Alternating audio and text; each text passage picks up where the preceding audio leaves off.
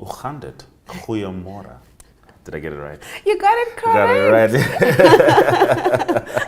Yes, today is the 99th anniversary of Afrikaans as a language, known as the world's youngest language, widely spoken in South Africa and Namibia, with a very diverse history, which essentially encapsulates, this region and the struggles and the triumphs that it has had.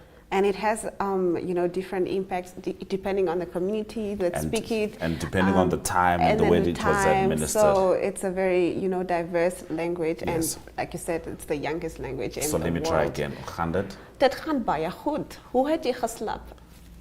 Lekker. All right. Well, let's get into what you can expect in today's broadcast. Junta-led Chad votes for president in a first in the coup-hit region. Amazon launches online shopping service in South Africa, and UN pushes Iran for concrete cooperation on atomic program.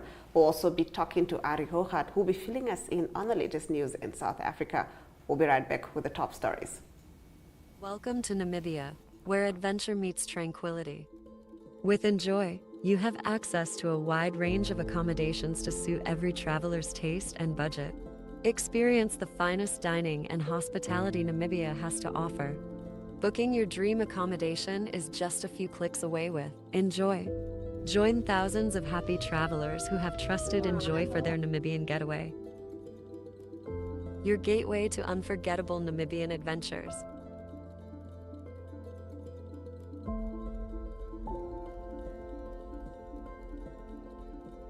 Visit us today at enjoy.my.na.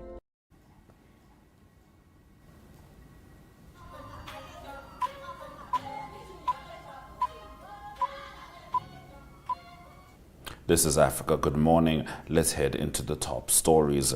Chadians voted on Monday in a presidential election aimed at ending 3 years of military rule, but dismissed by opponents of junta leader Mohamed Idris Deby Itno as a fix.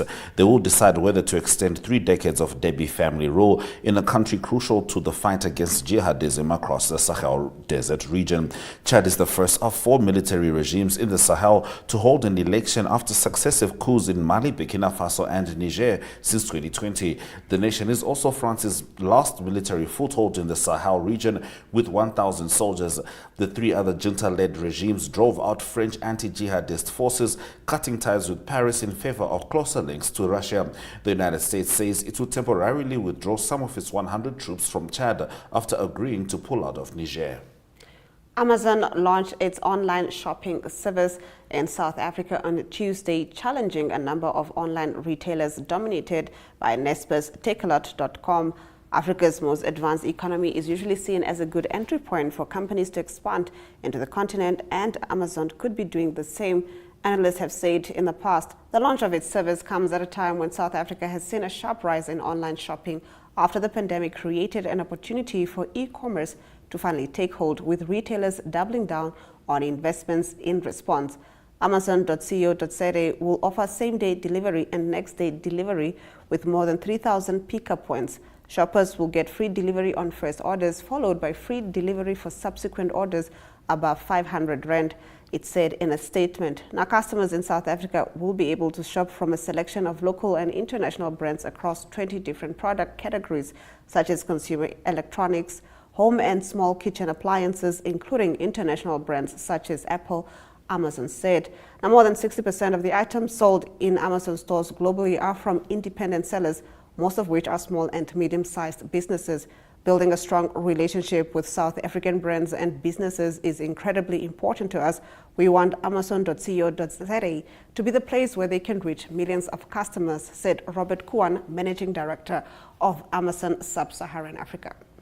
Now, the head of the United Nations nuclear body has called on Iran to increase its efforts to make cooperation tangible and concrete.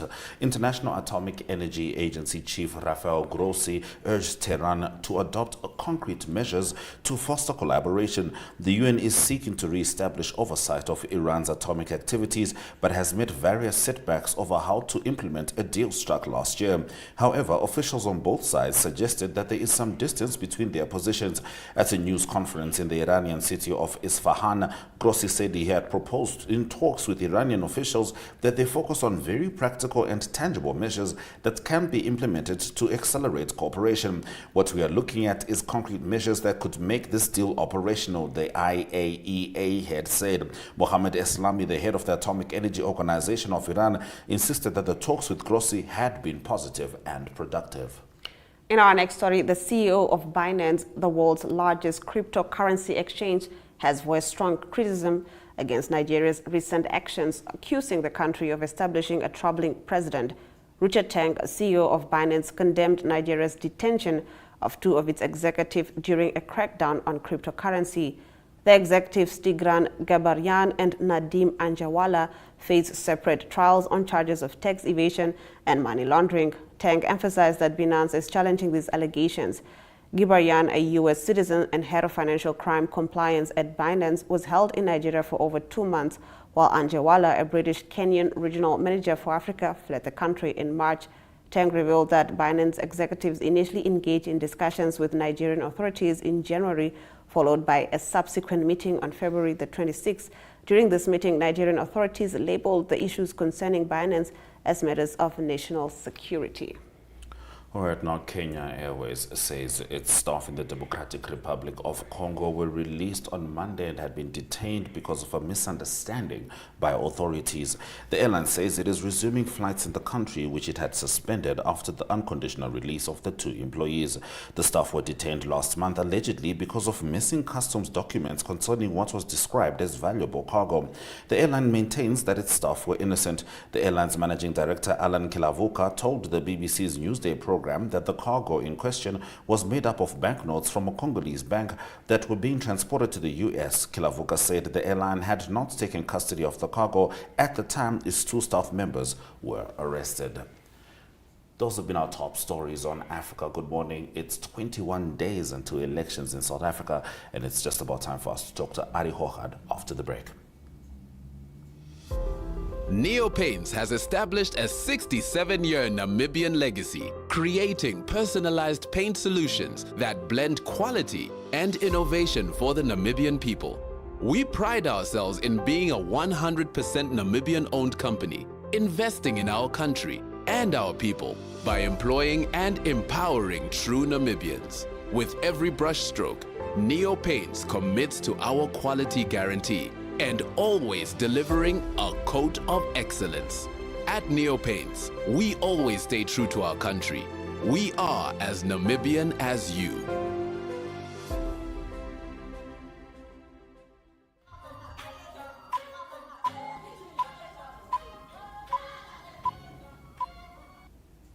All right, it's time for us to talk to Ari Hochad. Good morning, Ari.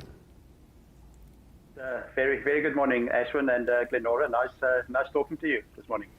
Always good chatting with you. So it's 3 weeks until the election. I had assumed that Jacob Zuma was cleared and ready to go, but it seems like they're still figuring out some things in the courts with regards to his participation under the MK label.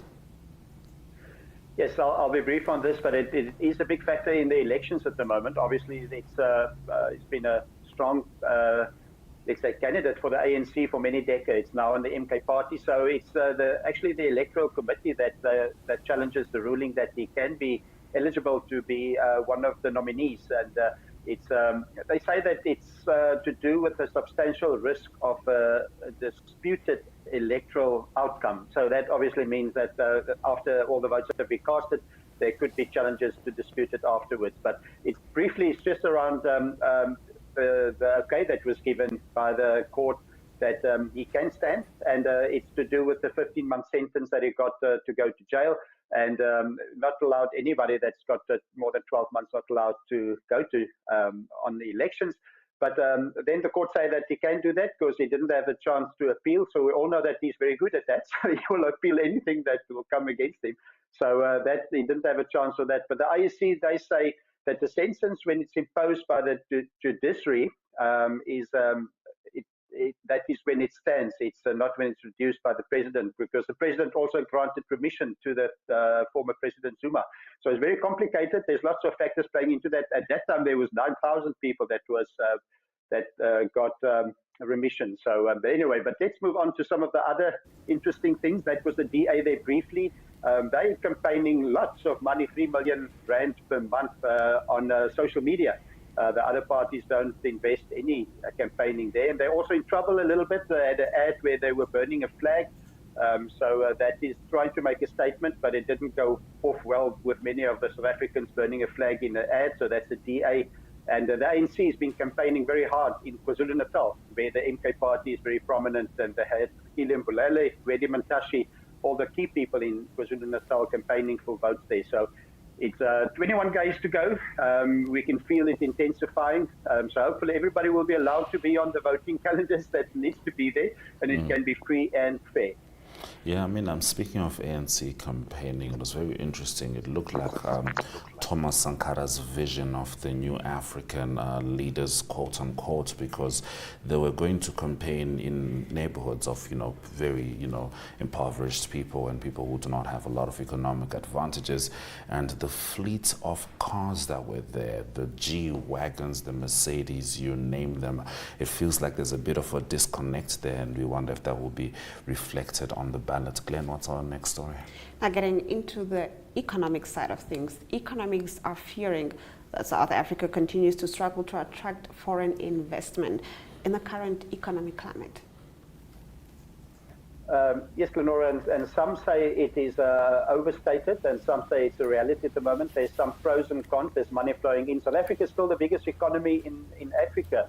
So it's a huge economy, GDP 400 billion US dollars.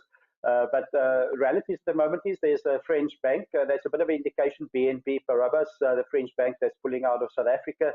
They didn't have many branches anyway, but they're very involved in RCS. That's a micro loan company that they invested in. So millions of South Africans invested in that or loan money into that.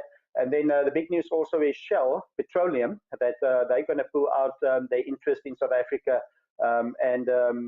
It's going to be interesting to see who takes over the 600 fueling station or service stations. So that will be interesting to see. But there's some movement as well. There's some influx as well. So it's not all bad for the South African economy. Everybody will obviously look at what happens at the elections. If it's free and fair and it was everything went well. But there's still good activity. At least we didn't have load shedding now for a month. We can't believe the way we live at the moment. But it's all good. We take it.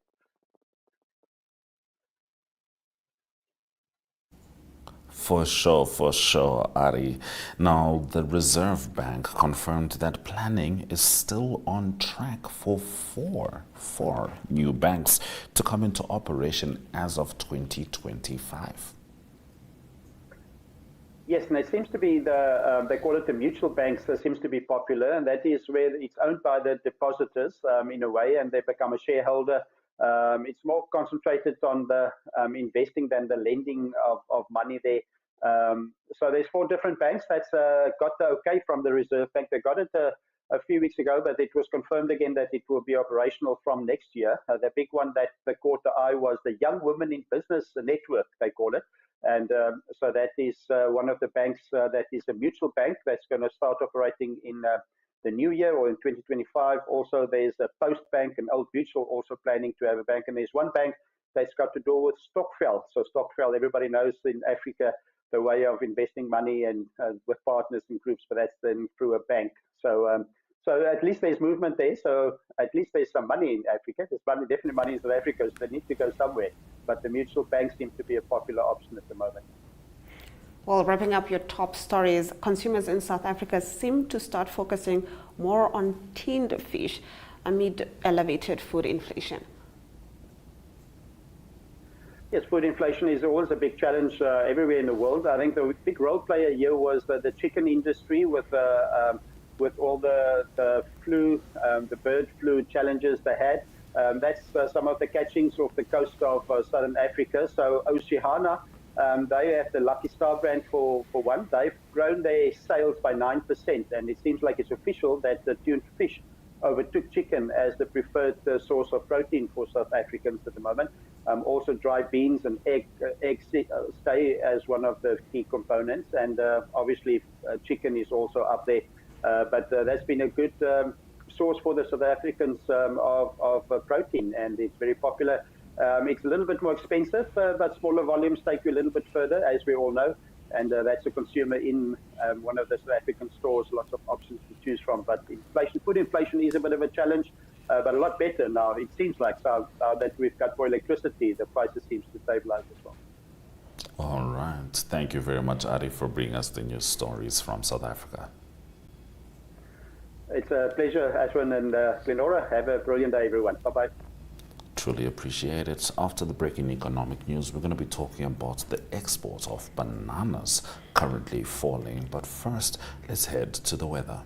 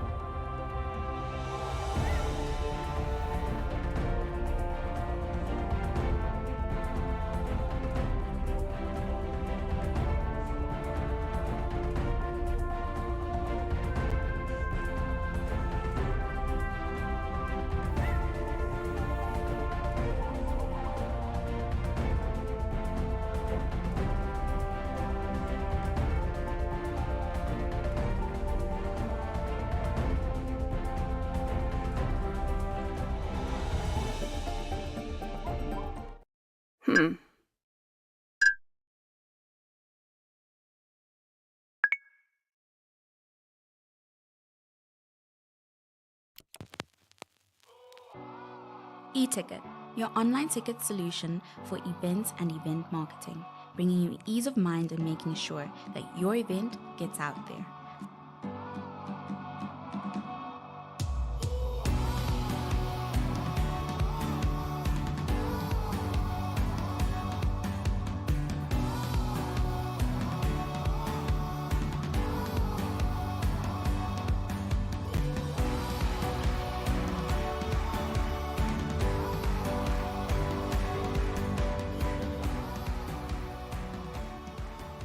For more information, contact events@nmh.com.na.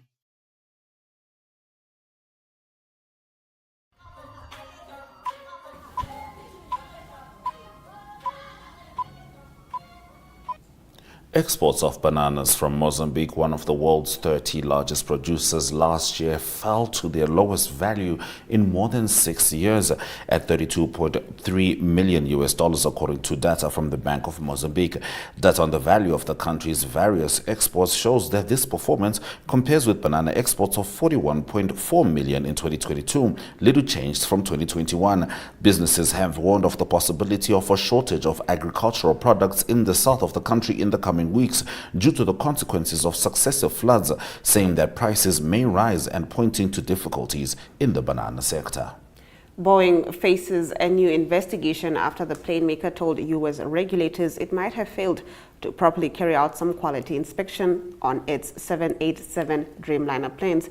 The U.S. Federal Aviation Administration said it was investigating whether Boeing completed the inspections and whether company employees may have falsified aircraft records. The regulators said that while the investigation was underway, Boeing employees would re-inspect the Dreamliners. that had not been delivered to airline customers yet, and the company would develop an action plan for the planes that are already in service.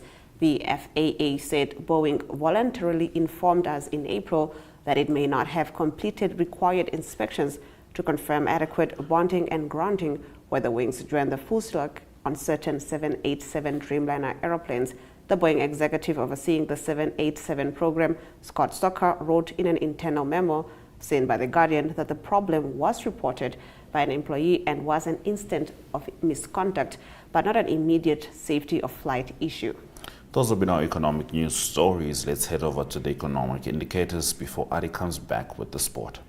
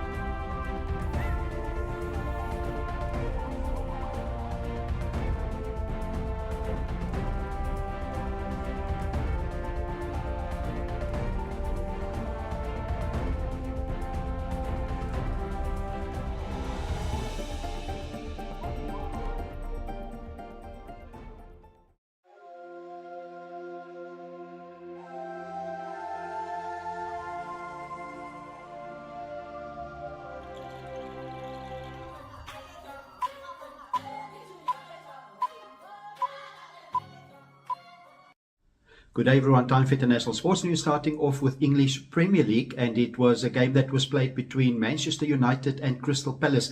Game was played at Crystal Palace and a very impressive win for Crystal Palace. They beat Manchester United by 4-0, and it means that Crystal Palace is now 14th on the English Premier League standings, and it is Manchester United that remain in 8th position. They've got 54 league points at the moment. Not a good day for Manchester United. The coach of Manchester United, Erik ten Hag, said that it is clear that they're underperforming at the moment, and he's not happy. At the moment, they do have 10 injuries, but they're also not playing good football at the moment. The statistics also against Manchester United at the moment, it is in the Premier League, their 13th loss of the season. It's the first time ever that has happened to them, and they've also conceded 81 goals in all competitions, and that is also the most since 1976. It's not going to get easier for Manchester United as well. They've got a tough assignment this coming weekend in the English Premier League. They're hosting Arsenal, that is leaders of the log at the moment. Moving on to tennis news, it's Italian Open that will start this week. Also, all the top players in the world playing, some of the men top players injured. But what's happening at the moment in the men's division, it is still qualifiers. So it is some of the well-known players that's in the qualifying is Richard Gasquet. He's from France. He had a win against Sevi Vincent Rugari. The score there was 6-1, 7-5. So he will probably get into the main draw. And then also Botic van der Zandschulp. He is from the Netherlands. He beat Zet Zwada by 6-2 and 6-2. On the women's side of the draw of the Italian Open, it is the first round, the round of 128 that will start today. And one of the interesting matchups is Mira Andreeva. She's still 17 years old and she did well in the Madrid Open recently, or the past week. She will play against experienced Paula Badosa of Spain in the first round. The first seed in the women's side of the draw is Iga Swiatek, and she won the Madrid Open the past weekend, and she played in the final against Aryna Sabalenka, and it will be Aryna Sabalenka that will also play in the tournament. She will be the number 2 seed in the tournament. All the top 10 players in the world rankings on the women's side of the draw, on the WTA side, will all play in the Italian Open, with Coco Gauff being the 3rd seed and Elena Rybakina, she's the 4th seed in the tournament. And to close off today's international sports news, it is Formula One racing news. The next race on the Formula One calendar will be the 19th of May. They're going to miss this coming weekend, and it will be the Emilio Romagno Grand Prix in Imola in Italy. So the past weekend was very exciting. Lando Norris in his McLaren winning, and it was a popular win for the Formula One Grand Prix. And it is Ferrari and McLaren that do challenge Red Bull a bit more this season. The 2023 season, it was Max Verstappen that won almost all the races. At the moment, Max Verstappen still leading. That is after 6 races. He's got 136 points. Sergio Perez, 103 points. Then Charles Leclerc in his Ferrari on 98 points, followed by Lando Norris on 83 after his win in Miami. In the Constructors' Championship, it is Red Bull leading by 239 points, Ferrari second, 187 points, and then followed by McLaren on 124. That's making up the top 3, with Mercedes fourth on 64. That's international sports news for today. Hope you have a great sport day, and we talk international sport again tomorrow. Goodbye.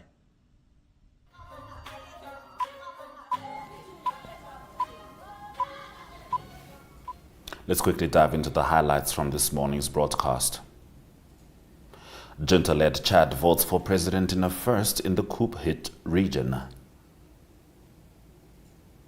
Amazon launches online shopping service in South Africa.